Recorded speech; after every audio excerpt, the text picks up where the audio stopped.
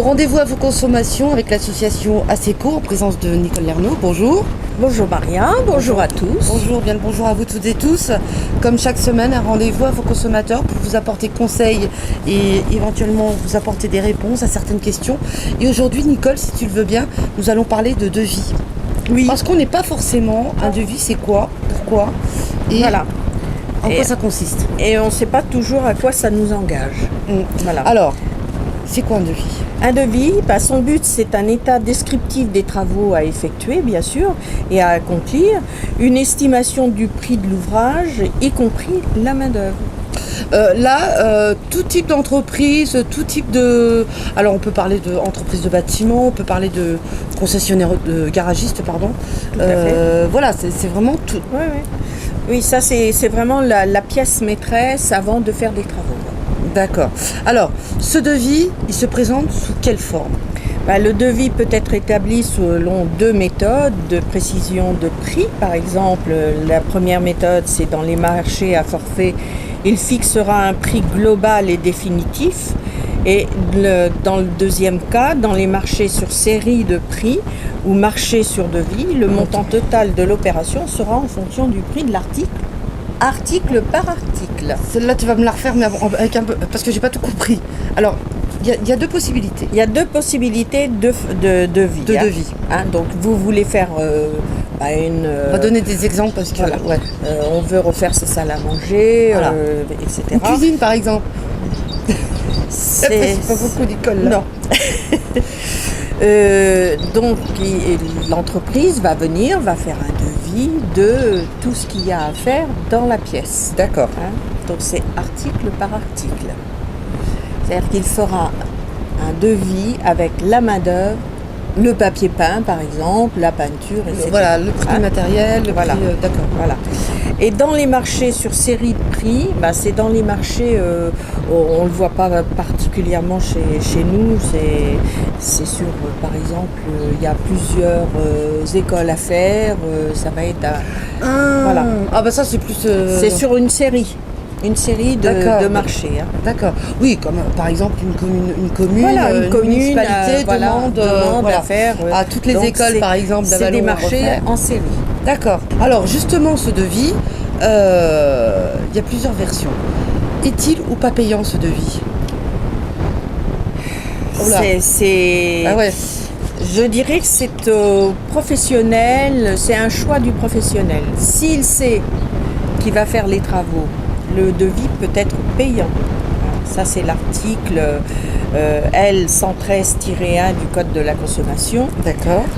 Si vous faites les travaux, le devis sera déduit du montant des travaux à effectuer. Mais si on ne fait pas les travaux, effectivement, celui-ci, le professionnel peut le faire payer. D'accord. Parce que, alors... mais le professionnel doit l'annoncer de manière claire en disant attention, si je ne fais pas les travaux, mon devis est alors payant. est-ce que le fait de payer par exemple, alors je vais donner un exemple. Votre téléviseur tombe en panne, vous l'emmenez chez le réparateur. Souvent on demande 40 € ou 50 € pour demander un devis. Voilà. Donc ça vous le versez les 40. Ça c'est payant là. Là c'est payant. Mais est-ce que le fait d'avoir payé, est-ce qu'après on réduit de la note ou... Ah oui. Normalement, si il est déduit de la note de la facture. De la facture, oui. Alors, si parce que c'est arrivé, tu parlais d'un téléviseur, on va rester sur le téléviseur, on emmène le téléviseur, il est en panne, le professionnel fait un devis, on paye le devis, 40, 50 ou 60 €, et l'appareil est fichu. Ouais, celui-là aussi. Les 50 €, on les récupère pas. Ouais, c'est quand même dommage là. C'est dommage, mais c'est comme ça. Oui, donc c'est quelque part c'est au bon vouloir du professionnel. Mais c'est un droit qu'il a de faire payer si... voilà. Il a le droit de faire payer un devis. Alors après, est-ce qu'en fonction des montants, alors bon voilà, une réparation ça peut aller 500, 600 €. Quelque part ça reste. Mais par exemple des gros travaux On parlait de salle à manger tout à l'heure, mais je sais pas moi, des travaux de rénovation, murs, cuisine, on fait ce qu'on veut. Là, la facture, le devis, il est un peu plus important. Est-ce que ça a une différence? Est-ce que ça y fait ça? Alors, il y a une chose qu'il faut savoir dans un devis, c'est que le professionnel fait le devis. On est d'accord sur le prix. Ouais. Donc, on va signer le devis.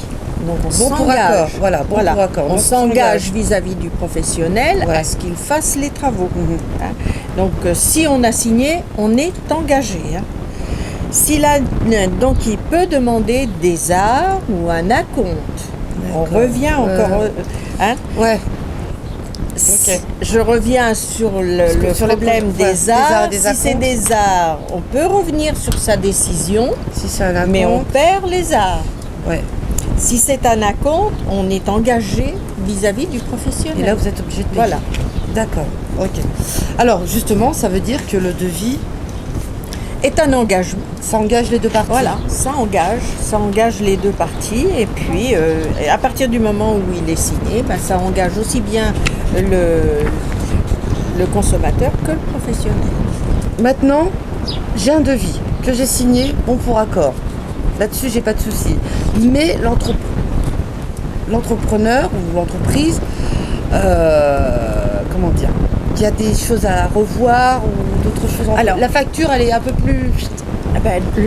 Alors, qu'est-ce qui se passe en fait? L'entreprise doit, par exemple, il va découvrir des choses qu'il n'avait pas vues parce vices que cachés, ouais, c'est ce qu'on des appelle- vices ouais, cachés. on appelle des vices Hein. cachés. Donc là, il doit en avertir le consommateur tout de suite.